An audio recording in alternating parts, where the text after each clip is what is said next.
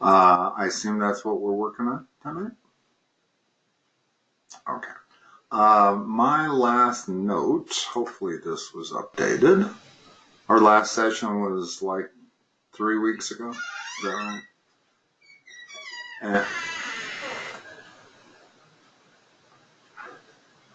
Okay. And we got through number 10 on this test. Hold on a second. Just a second. Sonny?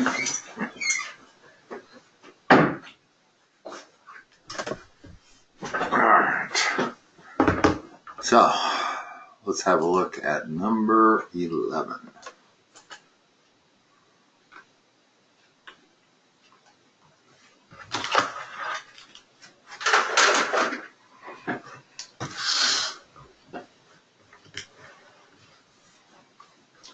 The key to number 11 is to realize that it's not a division problem.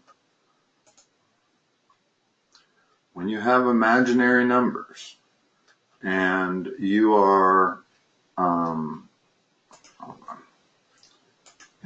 dividing, you don't divide any more than you divide if I tell you the following.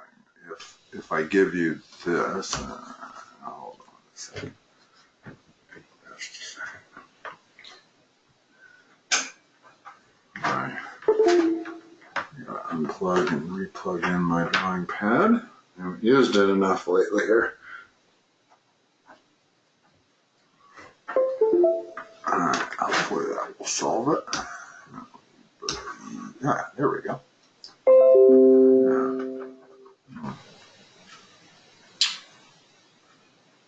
I definitely don't restart now. Hold on.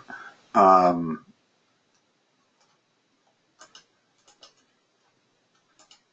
right.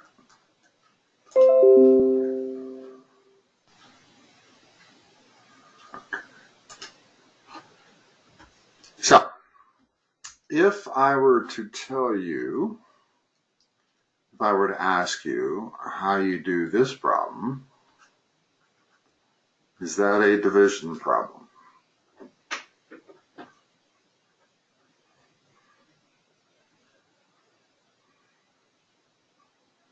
Is that an acceptable answer on the left? Totally different problem than number 11, but it's related. Is that an acceptable answer? 3 over root 2? No. And we're not going to divide. I don't know how to divide root 2 into 3. What we do is what?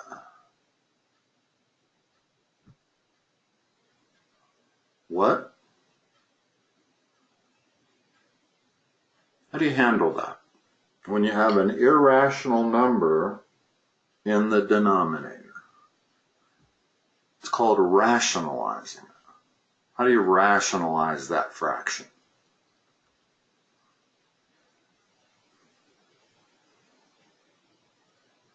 I'm going to multiply it by the number 1. Okay? I can multiply any fraction by the number 1 without changing its value. It's a big thing to remember. Okay? What number 1 am I going to use?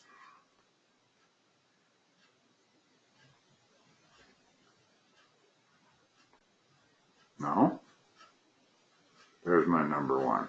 Root 2 divided by root 2 is equal to number 1. Okay? Now, notice what happens. I multiply the numerators, I multiply the denominators. Now, that is an acceptable answer. It has a rational denominator. Okay?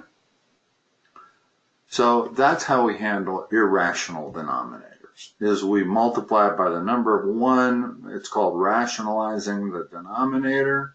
You're always multiplying it by whatever it is. Okay? With imaginary numbers, it's similar. We're not going to divide this. We are going to realify it. What does realify it mean? I'll show you.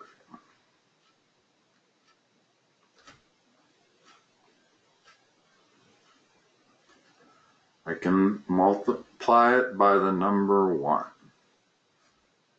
In this case, my number 1 is the conjugate of the denominator. So what's that? What's the conjugate mean?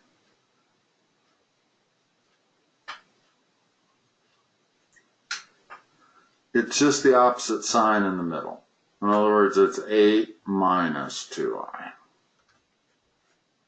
Okay? If that's the denominator, the numerator has to be what? No. This thing in parentheses has to equal 1.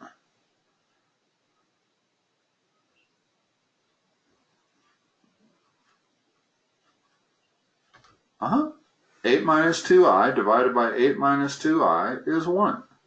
And we can multiply any fraction by the number 1. Okay? Now, let's figure out what happens in the bottom. Okay? In other words, when I multiply the denominators, here's what I get. I get 64. The middle two terms always go away. Notice that I get minus 16i plus 16i. I'll just write it. Minus 16i plus 16i. Those are always going to cancel one another out. And the very final term is 4i squared. Okay?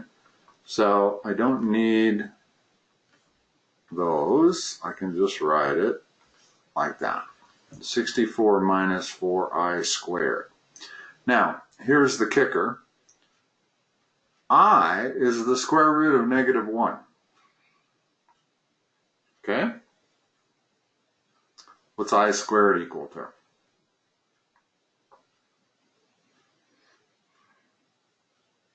In other words, once we have this I squared, that's no longer an imaginary number. That's a real number. But what is it? What's I squared? I squared equals I times I. And I is the square root of negative 1 times the square root of negative 1. What's that equal to?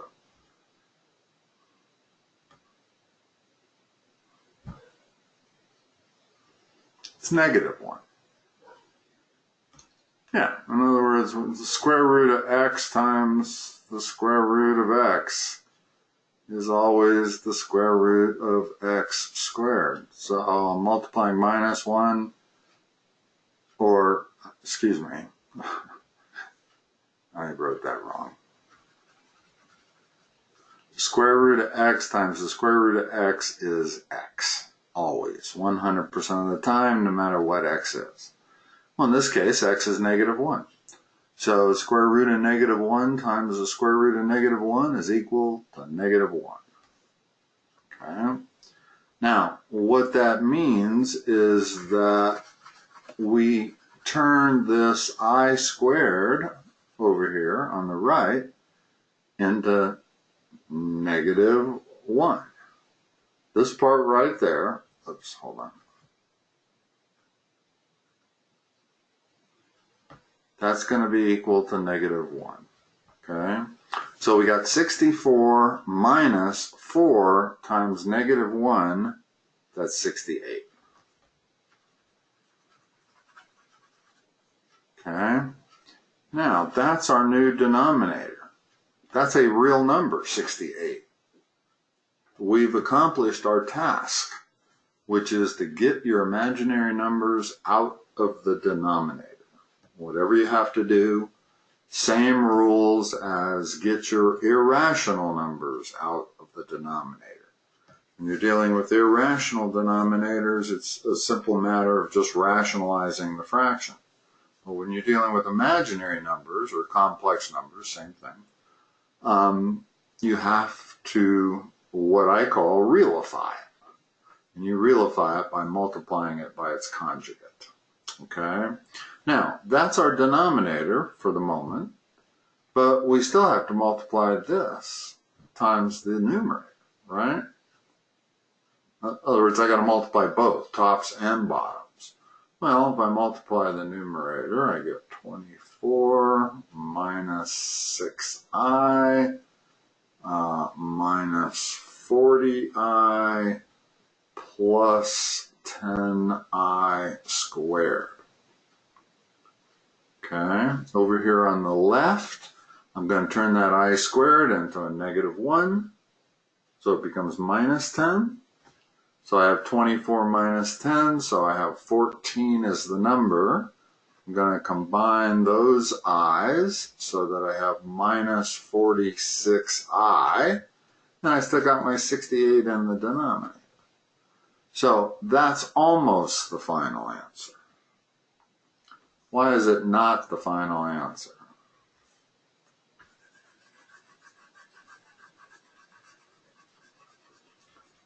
No, you got to simplify it. When you have a fraction that you can simplify, you got to do it. You'll notice none of the answers over there are this thing. So how do I simplify this? You're looking at even numbers. 14 is an even number, 46 is an even number, 68 is an even number. So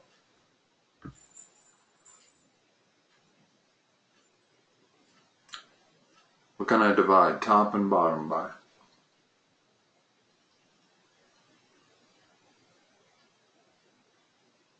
Okay, so what does that give me for the top? Divide that by 2.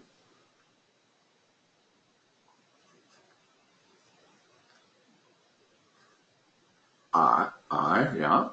And then divide the bottom by 2. Okay, notice that answer isn't on there. Because what they've done is separated that into 2 fractions. Which you can do. As long as you have a single thing in the bottom, you can do this.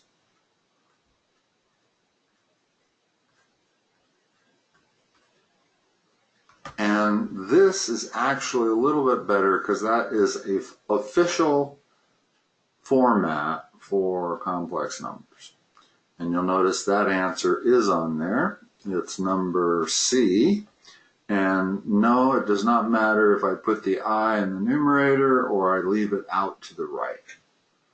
It's actually, my answer is a little more, you're supposed to write your answers A plus BI, okay? So here's the A, 7/34. This is the B, 23/34, and then it's I. I don't know why they put it, in the numerator like that. That's not really the correct way to write it. But everybody knows what you're talking about. When you, in other words, that's okay. It's just not in perfect A plus BI format. All right. Let's go down to 12 here. Okay, 12 isn't hard. First thing you got to realize on this test is that they're going to make things look hard that are not hard. Okay? Forget every single thing that's in that paragraph. Don't even read that paragraph. I do not need to read that paragraph. This is not a physics problem. This is an algebra problem. That's all it is an algebra problem. In other words, we have to take this. I don't care what R is, F or N. Because all I'm going to do is take that formula, that equation, and I'm going to solve it for F. Notice that all 4 answers, F equals something. Okay? So, here, let me do, yeah, I can do this over here. So starting with this. R equals F over N plus F. It's the first step. Don't pay attention to any of that. What's the first step in solving this equation for F?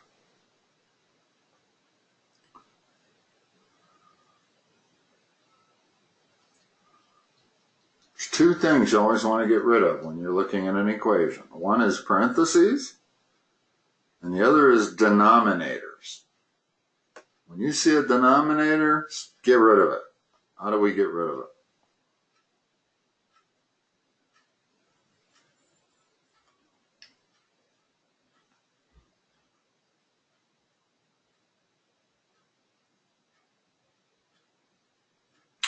Correct.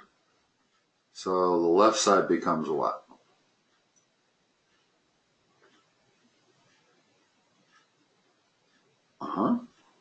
N plus F. I'm going to put the R in front, just because we've got to do something more to it. Equals, what's the right side now? Okay. What's the next step? Now we got a parentheses. Get rid of the parentheses.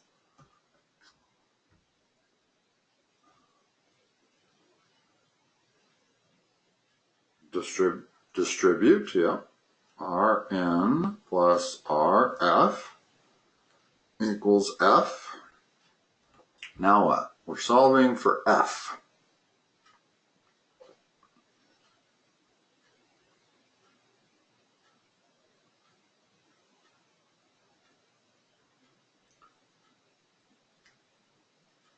Kinda. Well, what you're doing is you're separating. Anything that has F in it, you're going to put it on one side of the equation. Anything that does not have F in it, you're going to put it on the other side of the equation. So what am I going to do? What am I gathering? Gathering like variables. That's what this is called, like terms.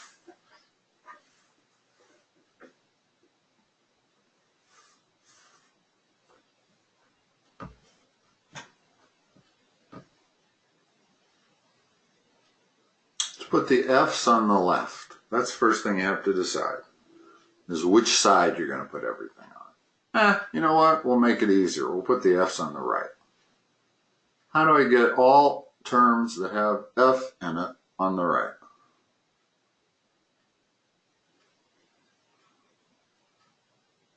Okay.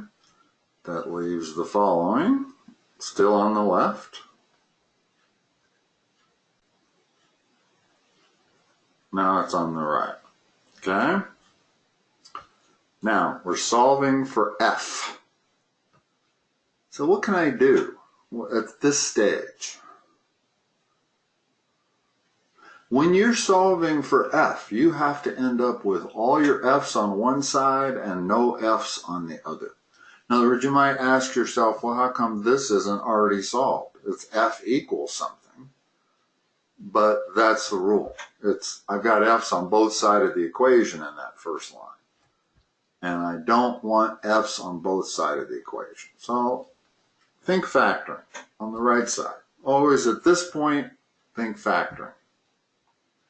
What's greatest common factor on the right side?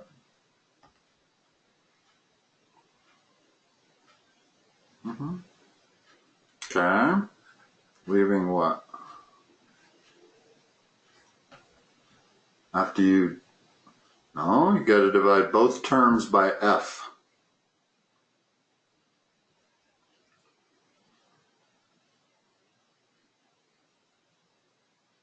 Divide this term, divide both terms above by F.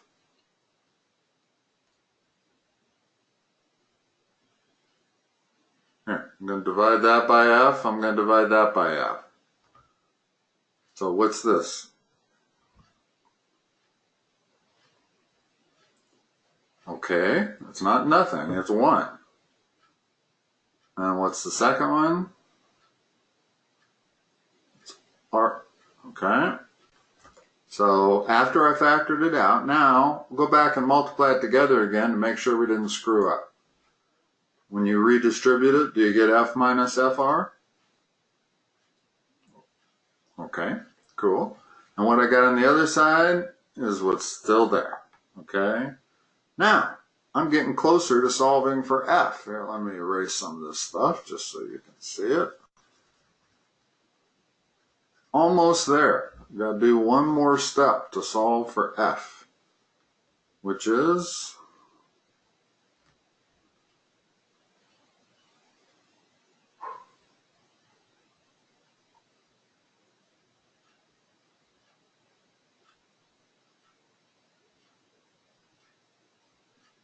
what do you got to get rid of?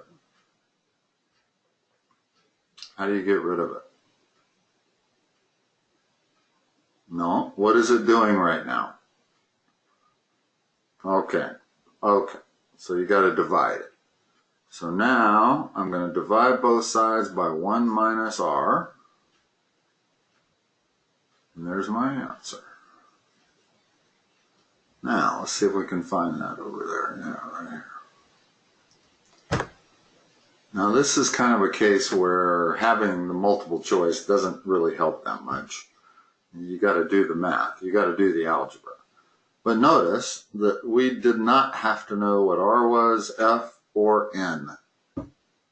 And yet they spent a great deal of time explaining it all in that whole paragraph. My God, a person could take a minute and a half reading that and trying to remember what those things are. So don't get caught up in those traps. Those are SAT traps where it can give you a lot of information. It's completely irrelevant information. It's nothing to do with solving the problem. All right, let's look at 13.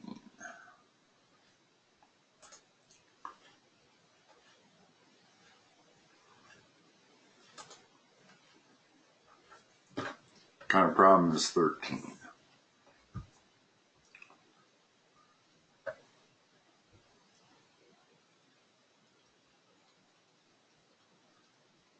What are you looking at in 13? What's that called?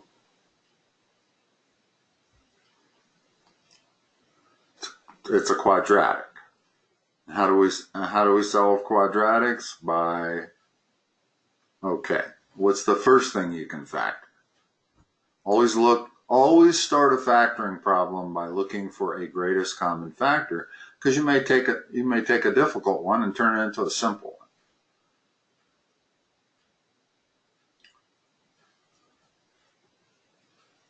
one. Okay, so I got 2 times what?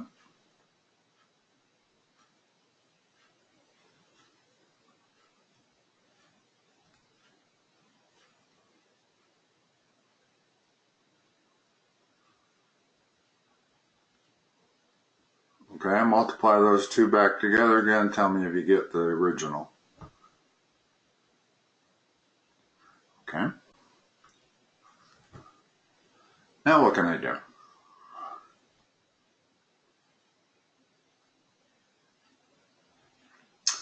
Well, you get rid of the 2. We don't need the 2 anymore. And what I'm doing is dividing both sides by 2.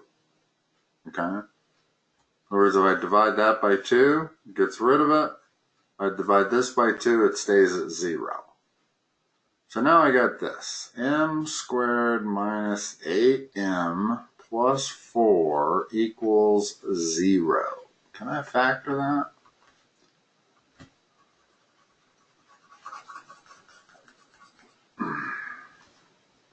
Oh, we can try it. Let's give it a shot. Now, there's always a fine line here between how much time you want to spend trying to do this. What are both sides?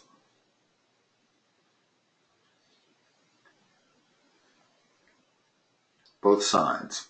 What are they?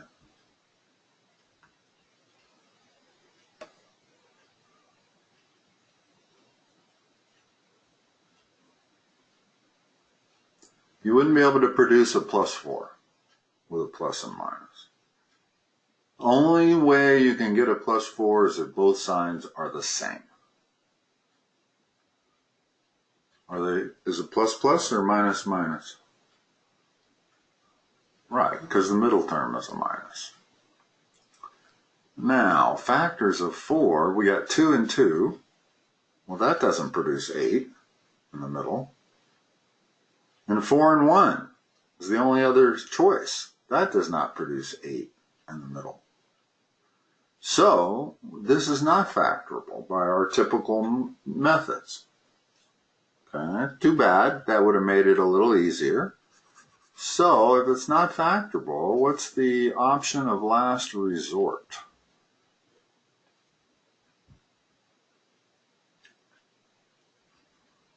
Okay, it's x, it's always whatever the variable is. In this case, it's m equals.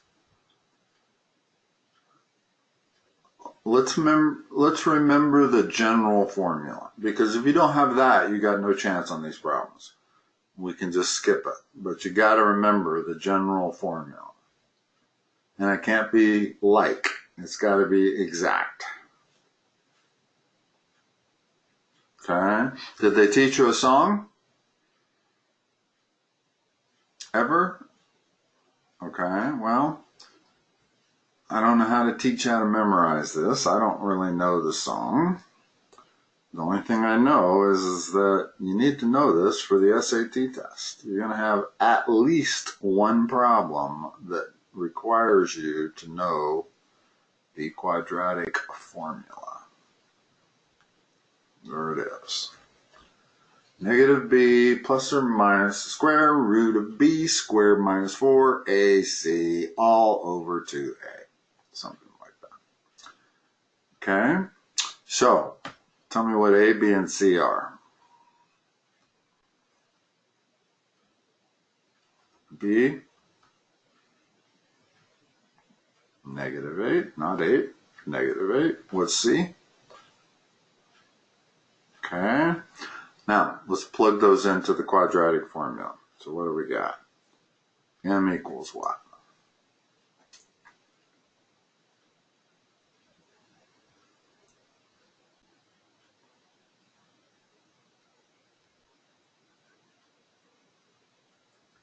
So 64.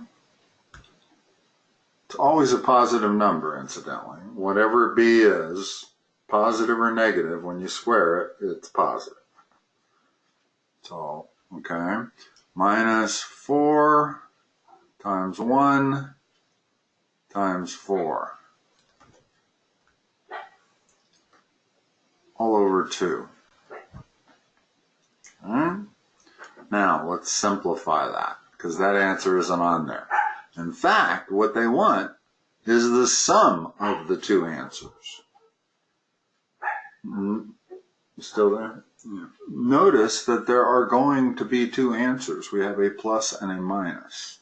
That's giving us two answers. So let's, first of all, what goes in the radical? What is 64 minus 4 times 1 times 4?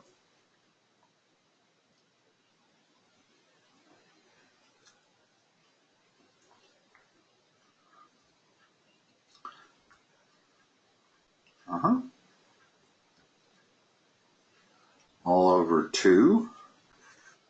Now, I got to erase some stuff to make room here.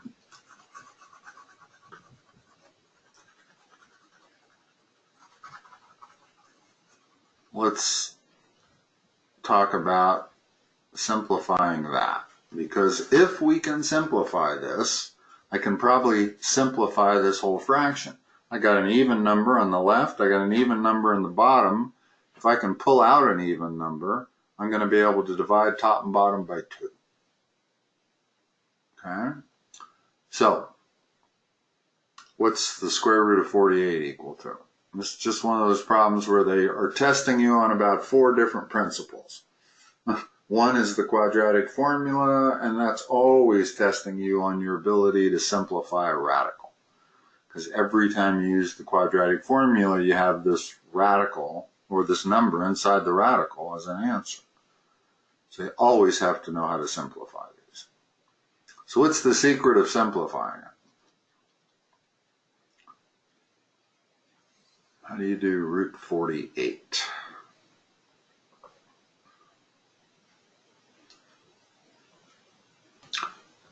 Okay, I'll do it that way. Times what? No, these two numbers have to multiply to be 48. In other words, we need factors of 48 is what we're looking for. Okay.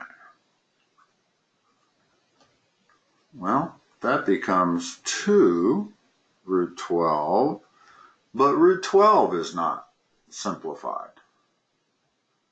What's root 12 going to be?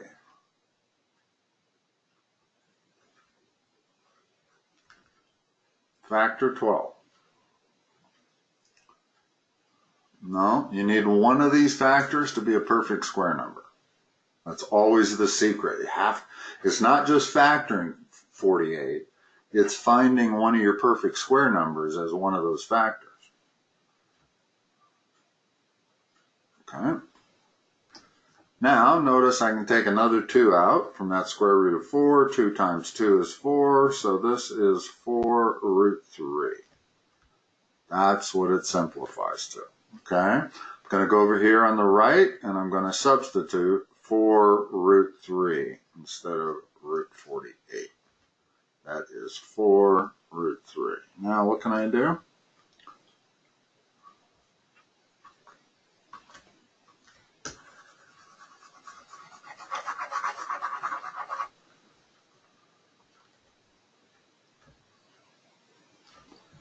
Okay, we're looking at even numbers, 8, 4, and 2.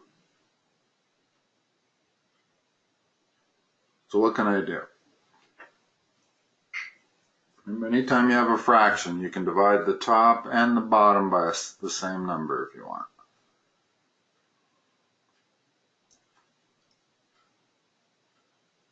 Okay, what's that give you in the top?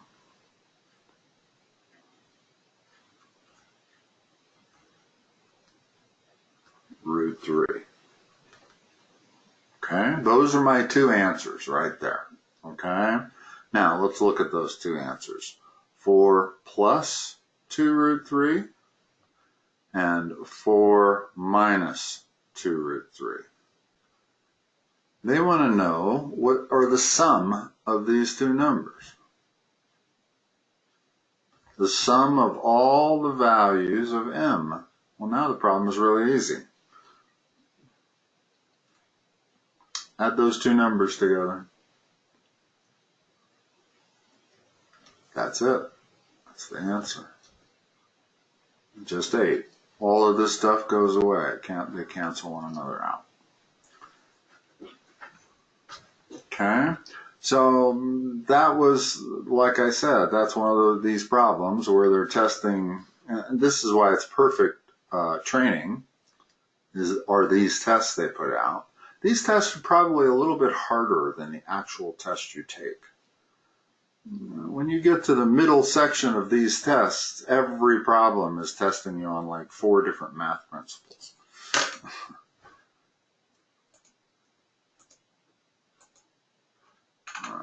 Let's look at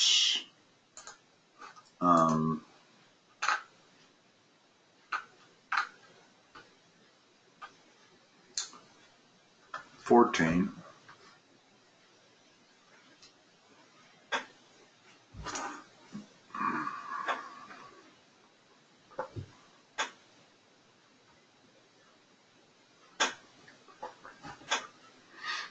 Now, you probably don't remember the exact formula, what this annual decay is.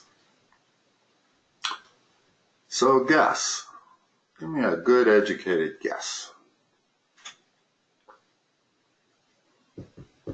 Where's the starting amount go? Yeah, does it go in the parentheses or does it go in front of the parentheses?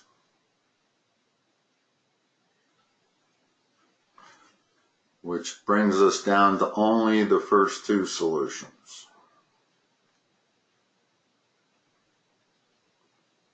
In other words, the formula is f of t equals your starting amount, a sub 0, times 1 plus r to the t power. That's what we're looking for. And they've told us the starting amount, so that has to go in front. So it's either that answer or that answer. Okay? Now, we're talking decay here. Annual rate of 13%. So what is R?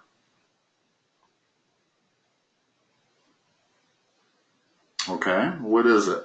What is it? How do I translate 13% into an R? Okay. Is it positive or negative? It'd be positive if you were sticking it in a bank account and it was growing by 13% per year. It would be positive. But if it's decaying, it's negative.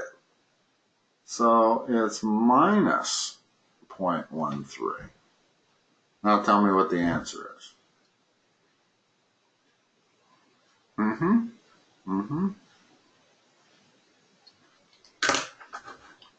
right.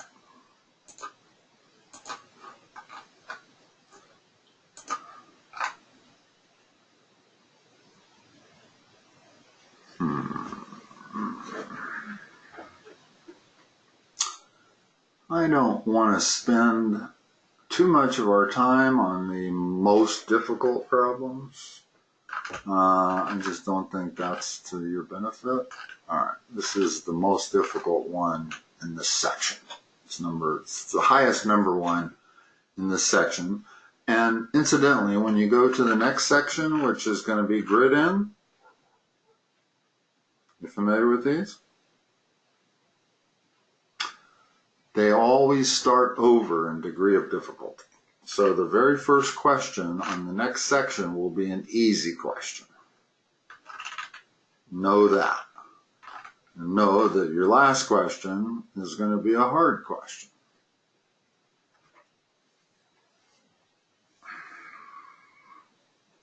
Let's go ahead and do 15 since we're looking at it.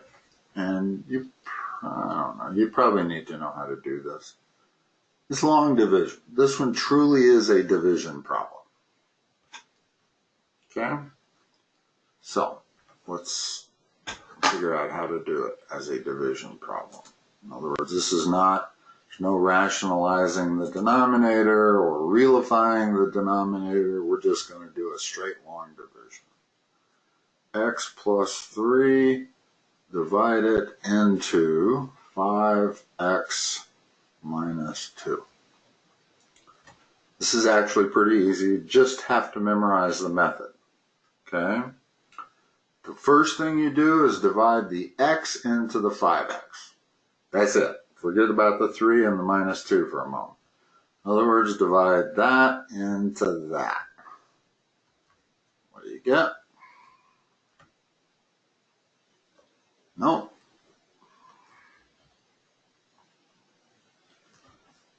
You're dividing 5x by x. What is that?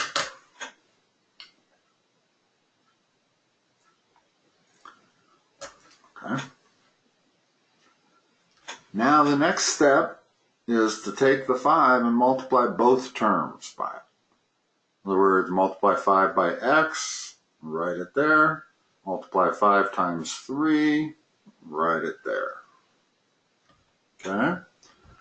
Now, this is subtraction. When you're doing long division, whether there's variables or numbers, it doesn't matter. The next step is you're always going to subtract. So what goes right here? 5x's subtract out, as they always will.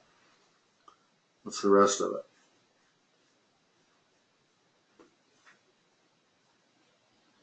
Subtract. Minus 2 minus 15. Okay. So what do you think the answer is? In other words, I'm done with my division. What did you say? No. I'm done with my division because I can no longer divide x into 17. Okay? So that's my final remainder. What most people don't realize is what that really means is minus that remainder divided by your divisor, x plus 3. That's my answer. You take, as a final step, you take your remainder and you divide it by that entire divisor. Okay, so now what's the answer?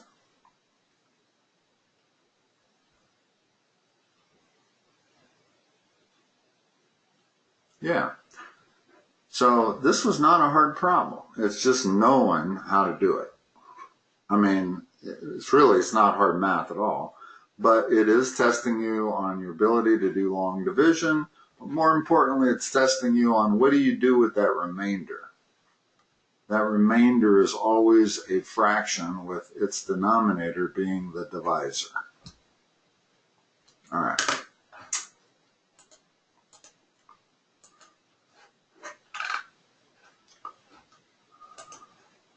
Now, when you get to the grid end section, don't think it's harder. It's not. It's easier. Just because it's not multiple choice, they force you to, or they give you easier questions. Okay? Couple of things about the grid end. You don't want to use mixed numbers. See that 3.5 over there?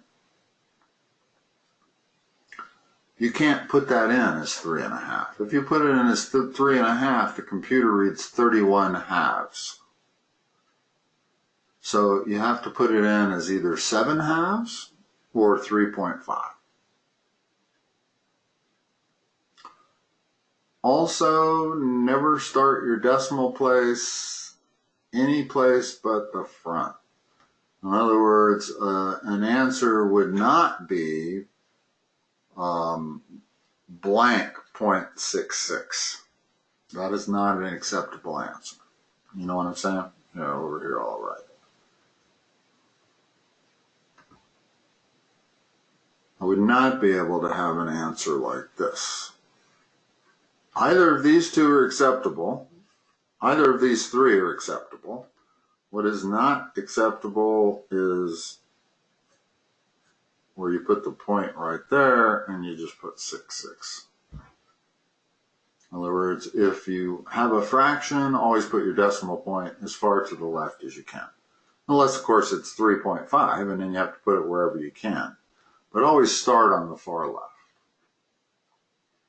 Well, even that isn't correct, because with a fraction I didn't start on the far left. I wrote 2 divided by 3, and they're in the correct position. I would not want to write this 2 divided by 3 like that. That would be incorrect. Okay? All right, so that's the rules of grids. Now let's go do some grid problems. Remember, these are easy. No matter how hard they look, we know they're easy. 16.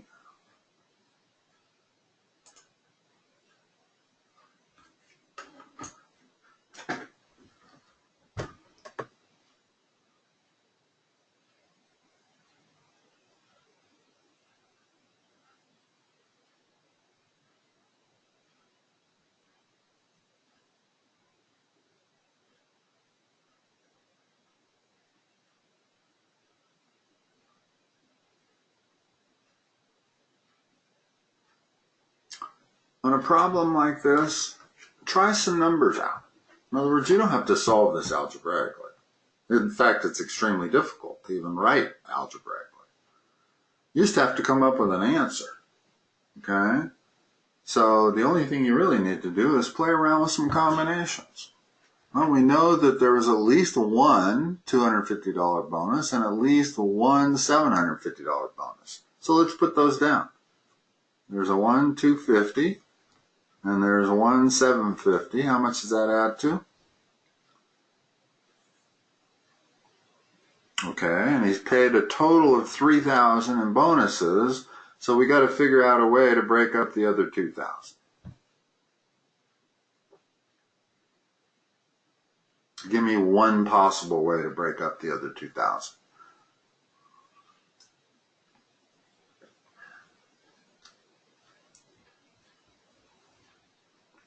Yeah.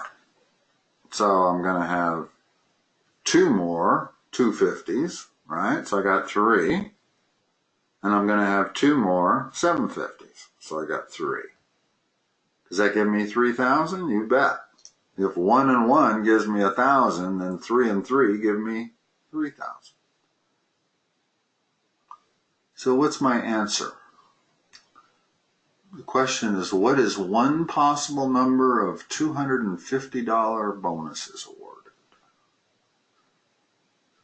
Yep. And there are lots of other answers. In other words, I could have broken up that 2,000 into 8 $250 bonuses. That comes to That comes to 2,000.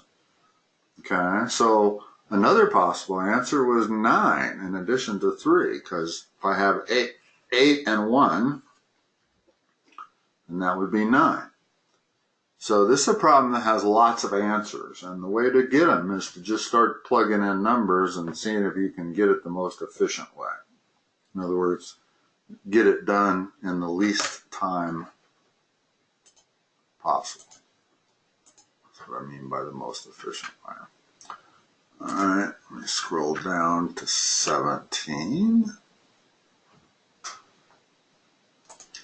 Remember, this is a no multiple choice, so we are going to be limited by the methods we can use. We're not going to be able to use back solving. We're not going to be able to plug in the numbers. All right. That's the first thing we do when we're solving an equation. What do we get rid of?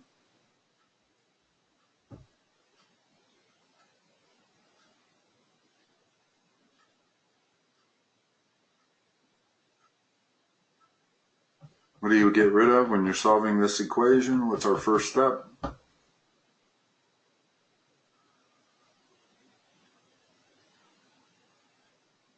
Okay, how do I get rid of the parentheses? Give me the answer. Give me the next line.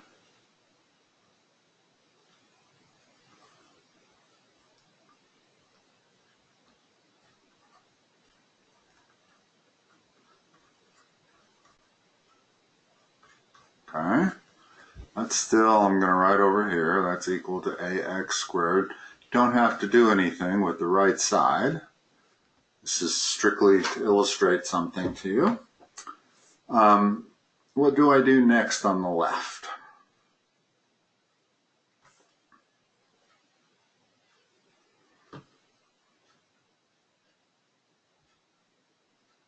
We'll combine like terms. There's only 2 terms on that left side that are like, and that's the 10x and the 9x.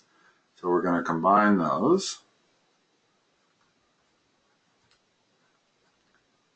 And now, one thing you may not realize, but if I've got an equation, a quadratic on the left, and I got a quadratic on the right, I can equate their coefficients.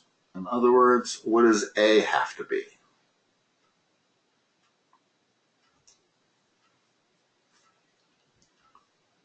No, here's what we got. If that is a true statement, what is A?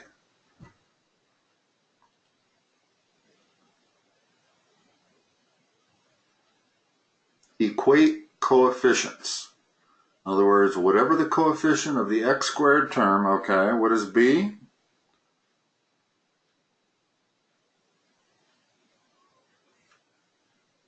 Okay, and what is C?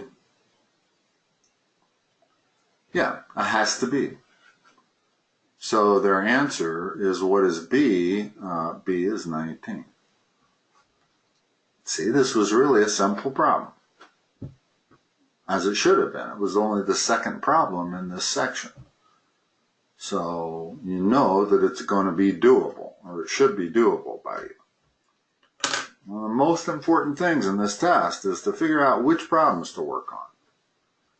And you go through this thing 3 times. You do all the ones you can do the first time, and you do all the ones you think you can do the second time. And usually that'll take up all the time. The third step is if you've done all the ones you can do and the ones you thought you could do, then tackle the next ones that you don't know how to do if you still have time. All right. Okay, number 18.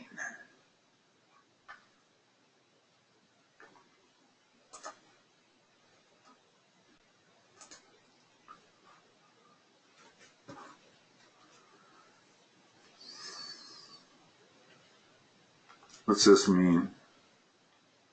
Hold on. Sorry. I thought I had it. Huh. Guess I don't have it. What's that mean?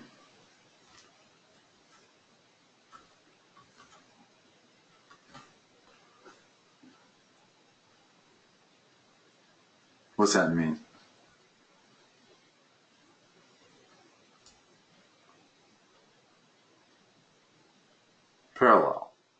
Yes. AE is parallel to CD. And that's what that means also. Those red arrows indicate they're both parallel. Okay, everything else you really don't need. Everything else is in the diagram. What's important is that you recognize that these are similar triangles. The top triangle is similar to the bottom triangle. Why? Well, because this angle right here is equal to that angle, because they're vertical angles. This angle up here at C is equal to angle E because those two lines are parallel. And we're looking at the acute angle from a transversal. Okay? And this angle at D is the same as angle A for the same reason. Parallel lines and a transversal. Alternate interior angles are equal. So I've got three angles equal to each other of both triangles. That makes them similar. Okay? What do we know about similar triangles? All of their sides are proportional. So the only thing we need to do is figure out what the proportionality ratio is here. How much bigger is this triangle, number 2, compared to number 1? What is the similarity ratio?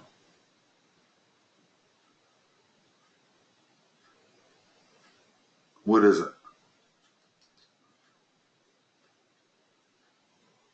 It's a single integer.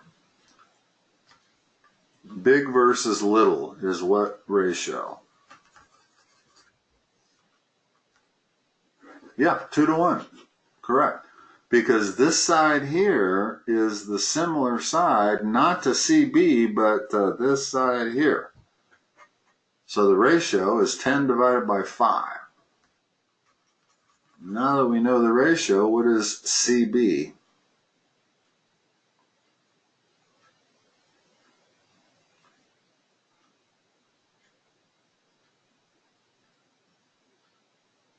No. Which side in the bigger triangle is the same as the side CB?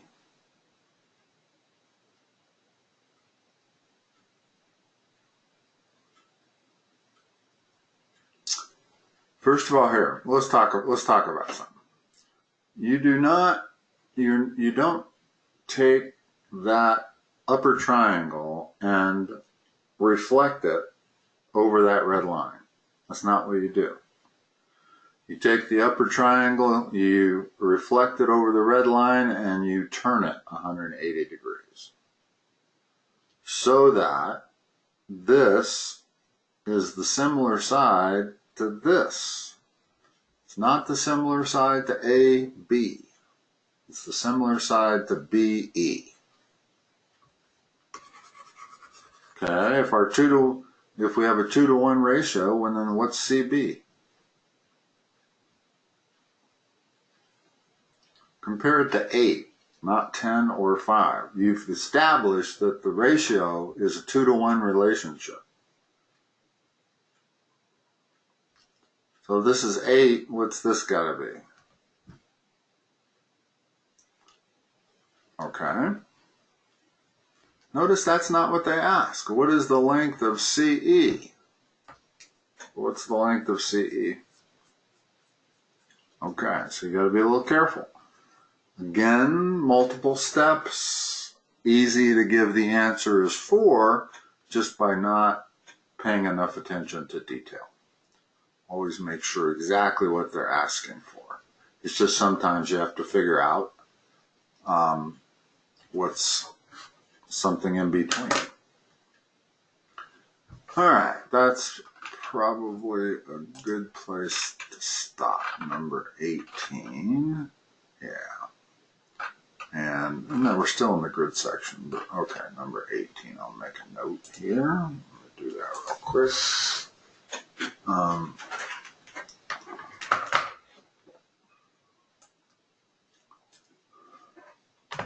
And today is the 24th.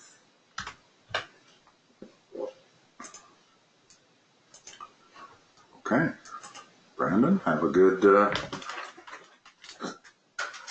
I hope you're doing something fun this summer. You do anything fun? You working?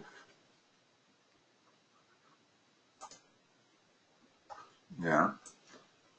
All right. Well, have a good one, and I will talk to you next time.